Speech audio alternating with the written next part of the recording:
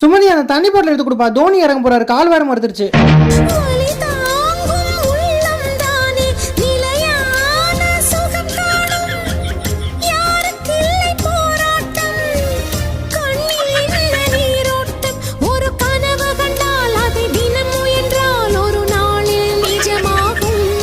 கையாவது கொடுப்பா, கால் மறுத்துச்சு.